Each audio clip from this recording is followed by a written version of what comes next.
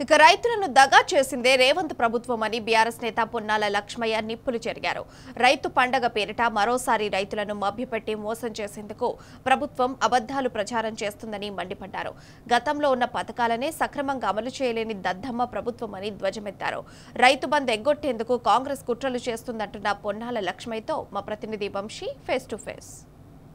పేరుతోటి కాంగ్రెస్ పార్టీ కాంగ్రెస్ ప్రభుత్వం అడావిడి చేసినటువంటి విషయం మనందరికీ కూడా తెలిసిందే.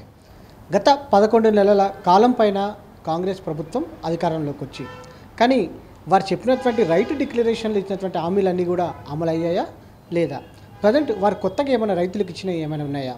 ఇదే అంశం మీద మనతో పాటు మాట్లాడడానికి మాజీ మంత్రి బీఆర్ఎస్ పార్టీ నేత పొన్నాల లక్ష్మయ్య గారు మనతో పాటు ఉన్నారు. వారితో మాట్లాడించే ప్రయత్నం చేద్దాం. సార్, మనం చూస్తూ ఉన్నాము కాంగ్రెస్ పార్టీ రైతు పండగ పేరుతోటి కొంత అడావిడి చేసే కార్యక్రమం మాత్రం కనిపిస్తూ ఉంది. నిజంగా వారు ఇచ్చినటువంటి హామీలు అమలు పరిచారంటారా? స్వయంగా ముఖ్యమంత్రి గారే తన సొంత జిల్లాలో పెద్ద ఎత్తున జన సమీకరణ చేసి అడ్వర్టైజ్మెంట్లు కోట్ల రూపాయలు ఇచ్చి అడ్వర్టైజ్మెంట్లు ఇచ్చారు రైతు పండుగని. ఇందులో 54,000 కోట్ల రూపాయల రైతులకు సాయం చేశామంటారు. చర్చకు వస్తావా? ఉచిత కరెంటుకు 10,500 10,800 కోట్లు, ఉచిత కరెంటుకు రైతులకు ఇచ్చేది ఇవాళ కొత్తగా ఈ 11 నెలలు ఇస్తున్నావా? గత సంవత్సరం లేదా ప్రొక్యూర్మెంటు ఈ సంవత్సరం దాదాపు 11,000 కోట్లు ఏదో 10,500 కోట్లు. గత సంవత్సరం అంతకుముందు సంవత్సరాలు ప్రొక్యూర్మెంట్ ప్రభుత్వాలు చేయలేదా? ఇరిగేషన్ కింద 10,000 కోట్లు ఏదో ఖర్చు పెట్టాం ప్రాజెక్టులకి. ప్రతి సంవత్సరం ఇరిగేషన్కి పెట్టలేదా? టీఆర్ఎస్ ప్రభుత్వంలో కేసీఆర్ గారు సంవత్సరానికి 25,000 కోట్లు ఖర్చు పెట్టింది వాస్తవం కదా. రైతులకు గత సంవత్సరం రబీలో 7,500 కోట్లు నిలుపుదల చేసావా లేదా?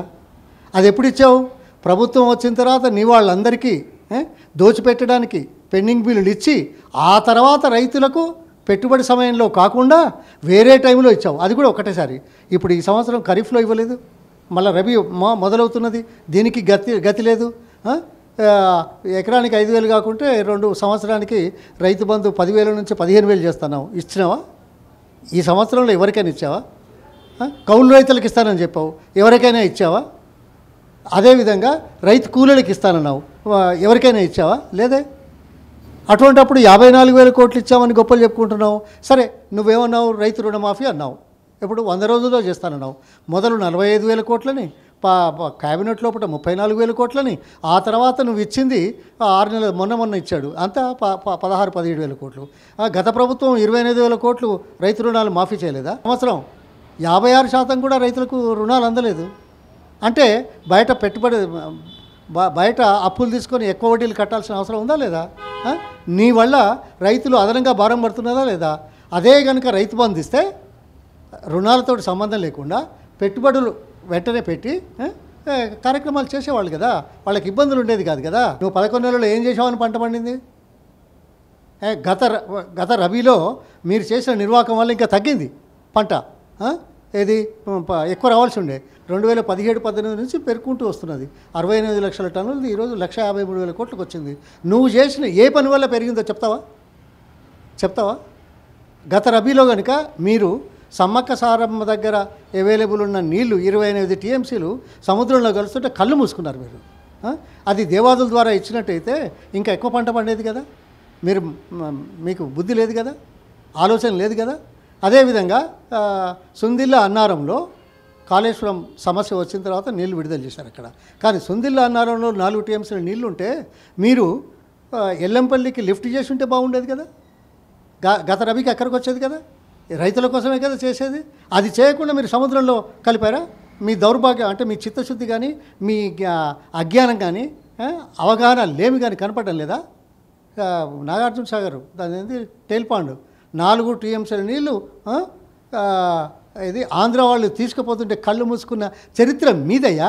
రైతుల మీద ప్రేమనా? రైతుల గురించి మాట్లాడతారా? ఈ దేశంలో స్వాతంత్రం తర్వాత ఇంత కొద్ది కాలంలో ప్రజాగ్రహానికి గురైన వ్యక్తి ఎవరు అంటే రేవంత్ రెడ్డి గారు.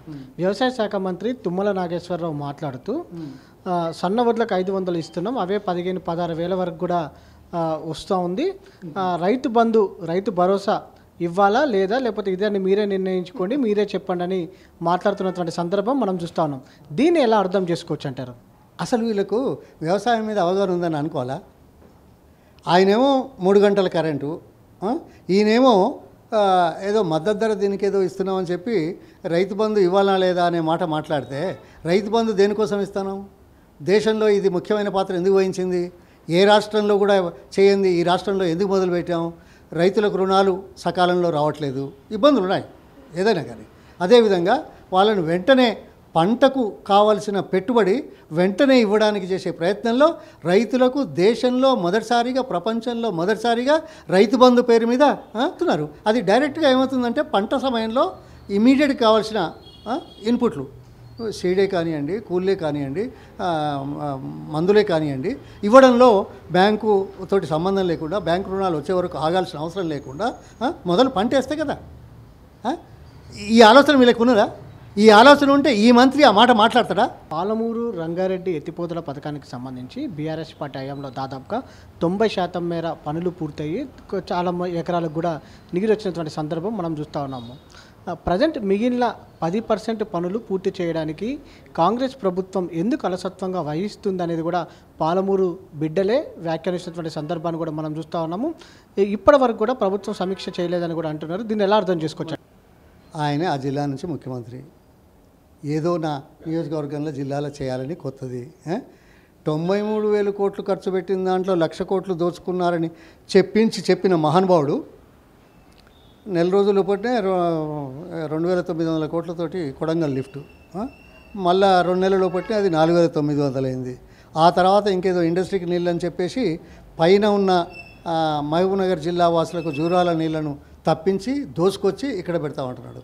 కానీ అదే ఏరియా పాలమూరు రంగారెడ్డిలో భాగంగా ఉంది కదా, ఇంకేదో 200-300 కోట్లు ఖర్చు పెడితే పని పూర్తవుతుంది. అది కృష్ణా జలాలు వస్తాయి, ఇంకెవరికి అన్యాయం జరగదు. మరి అటువంటప్పుడు అటువంటి ప్రాజెక్టు పూర్తి చేయకుండా నేనేదో చేశానని 2,900ది నెల లోపట 4,900 చేసి ఇది చేస్తామంటే ఏమైనా అర్థం ఉన్నదా?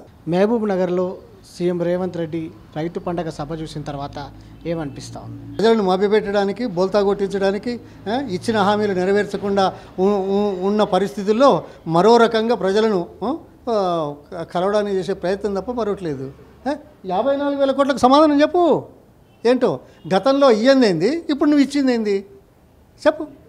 అది అడిగితే సమాధానం వస్తుందా? మొత్తం మీద చూస్తే మాత్రం రైతులను మభ్యపెట్టడానికే ఈ సమావేశాలు పెడుతున్నారని కూడా చెప్తా ఉన్నారు. ఇప్పటి వరకు కూడా రైతులకు చేసింది కూడా ఏమీ లేదని కూడా వారి అభిప్రాయాన్ని వ్యక్తం చేసినటువంటి పరిస్థితి కూడా మనం చూస్తున్నాం. వీడియో జర్నలిస్ట్ సైదులతో వంశీకృష్ణ, టీ న్యూస్, హైదరాబాద్.